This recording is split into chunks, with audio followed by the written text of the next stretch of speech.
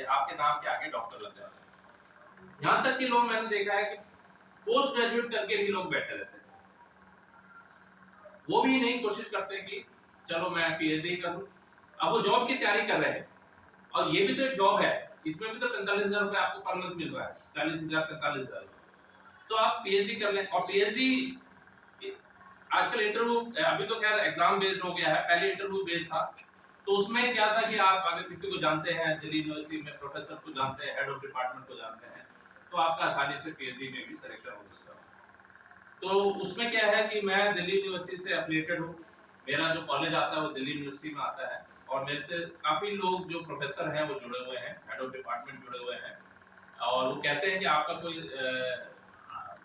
कोई हो आपका पीएचडी करने वाला तो बताएं आप, इंग्लिश मीडियम में या और भी अन्य जो, लेकिन हमारे लोग भरते ही नहीं है। लास्ट ईयर मैंने दिल्ली यूनिवर्सिटी का फॉर्म डाल के अपने ग्रुप में बोला था कि जो भी सगाजन है, जो बैठे हुए हैं, पोस्ट ग्रेजुएट करके बैठे हुए हैं, वो पीएचडी करना चाहते हैं, वो इसको जरूर भरे, और पीएचडी दिलवाने का काम मेरा रहेगा।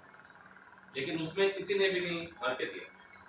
अभी हम लोगों ने, हमारे जो अभी संस्था है वोटल इंडिया, इसमें जितने हमारे मेंबर हैं, 200 के आसपास मेंबर बन गए हैं, उसमें हमने एक स्टडी की, देखा कि भाई कितने लोग ग्रेजुएट हैं, कितने लोग पोस्ट ग्रेजुएट हैं, और कितने लोग पोस्ट ग्रेजुएट के ऊपर है। तो आप बड़ा ही आश्चर्य, मतलब दिल्ली की बात बता रहा हूँ, दिल्ली से बाहर जाएंगे तो आपको और भी आश्चर्यचकित डाटा निकलेगा।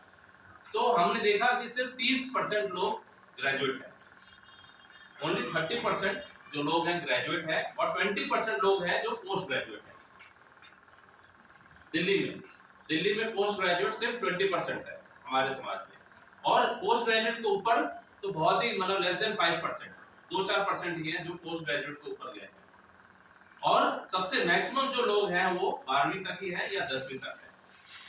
यानी 50 to 70% जो है दिल्ली में हमारे गौड़ समाज के लोग, वो सिर्फ 10वीं है या 12वीं।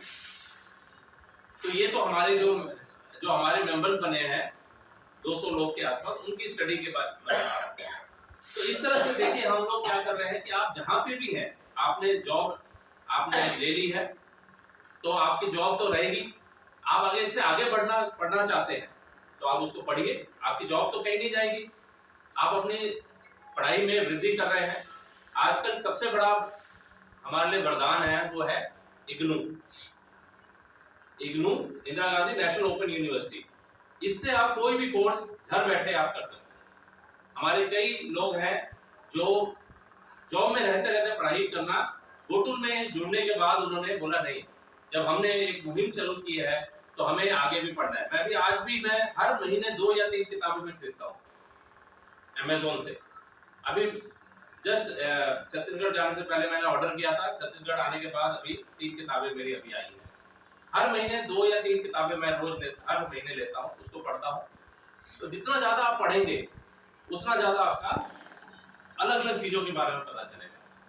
और अगर आपको लीडर बनना है तो आपको पढ़ना पड़ेगा, क्योंकि आपको समाज को समझाना है। नई चीजें जब तक आप बताएंगे नहीं समाज को, समाज आपसे जुड़ेगा नहीं, आपको लेटेस्ट अपडेट रहना पड़ेगा।